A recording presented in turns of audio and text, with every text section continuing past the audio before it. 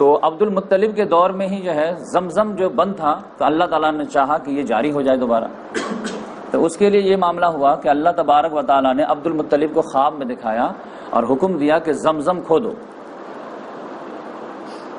تو ان کو سمجھ میں نہیں آیا کہ زمزم کھودو مطلب کیا۔ پھر دوسرے دن خواب آیا، زمزم کھودو گوبر اور خون کے درمیان۔ پھر انہیں کچھ زیادہ سمجھ میں نہیں آیا کہ کیا مطلب۔ پھر ایک تیسرے دن میں خواب آیا، زمزم کھودو گوبر اور خون کے درمیان اور چوٹیوں کے چھتے کے پاس۔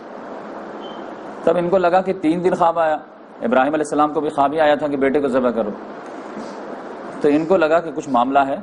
تو جو ہم جولی ساتھی ہوتے ہیں ان کو لیے کہ چلو تو تھوڑا سا ٹہلتے ولتے ہیں، کیا زمزم کھودو خون گوبر کے پاس۔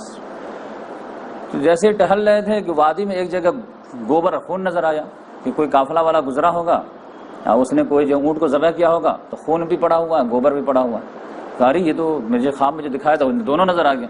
تھوڑے سا اور آگے ادھر ادھر دیکھے دائیں بائیں تو وہ جو ہے چوٹی کا چھتا بھی نظر آ گیا۔ تو کہا اچھا خواب میں جو میں دیکھ رہا ہوں وہ یہی ہے۔ لہذا کھدائی شروع کیے تو جو قبیلے جرہم والے جو تھے اسلحہ وغیرہ سارے سونا وونا بھی ڈالے تھے وہ سب ایک ایک کر کے برآمد ہونے لگے۔ ایک ہنگامہ ہو گیا، ابھی پانی تو برآمد نہیں ہوا لیکن اسلحہ برآمد ہو رہا۔ تو سارے لوگ کہے نہیں ہمارا بھی حصہ ہمارا بھی حصہ، ہم بھی کھودیں گے۔ سمجھے کہ اس دور کا جو ہے اس دور کا پیٹرول نکل آیا۔ اب عبد المطلب جو تھے تھوڑے کمزور تھے تو لوگوں نے دبا دیا، نہیں ہم بھی ہمارا بھی شر ہے، ہم بھی حصہ لگا، نہیں ہم کو ملا، ہم کو خواب میں آیا، ہم اکیلے کھودیں گے اور جو بھی بینیفٹ ہوگا ہم اکیلے لیں گے۔ سارے لوگوں نے دبا دیا۔ تو انہوں نے کہا ٹھیک ہے چلو فیصلہ کراتے ہیں۔ تو فیصلہ کرانے جا ہی رہے تھے کہ وہاں جو ہے الگ ایک معاملہ ہوا۔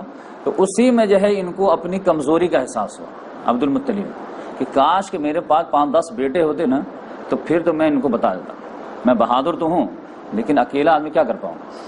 تو اسی وقت یہ منت مانے کہ اگر اللہ تعالیٰ نے مجھے 10 بیٹے عطا کیے اور سب جو ہے جوان ہو گئے، ڈیفینس کرنے کے لائق ہو گئے، تو اے اللہ میں تیرے نام پر ایک بیٹے کو قربان کر دوں۔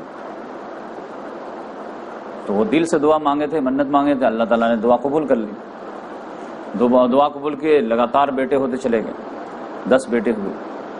تو اب یہ عرب میں جو ایک خوبی تھی سارے خامیوں کے باوجود کہ وعدے کے وہ پکے ہوتے تھے، قول کے بہت پکے ہوتے تھے، اس لحاظ سے جیسے بیٹے لوگ جوان ہوئے تو انہوں نے کہا کہ بیٹوں کو جمع کیے بیٹھائے کہ دیکھو تمہارے پیدا ہونے سے پہلے میں نے ایک عزم کیا تھا، ایک منت تھی کہ اگر اللہ تعالیٰ مجھے 10 بیٹے دیں گے تو ایک بیٹے کو میں اللہ کے راہ میں قربان کر دوں گا، تو تمہاری کیا رائے ہے؟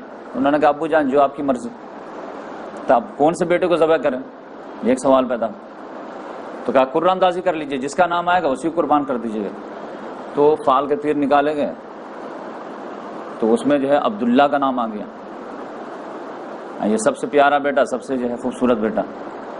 فوراً پکڑے ہاں چلو مینا کی طرف، وہاں پہ جا کر کے تم کو قربان کریں گے۔ جیسے ابھی لے جا رہے تھے کہ بنو نجار جو محمد صلی اللہ علیہ وسلم کے ننیال والے تھے وہ فوراً آگے پکڑ لیے، نہیں میں اپنے نواسے کو قربان نہیں کرنے دوں گا۔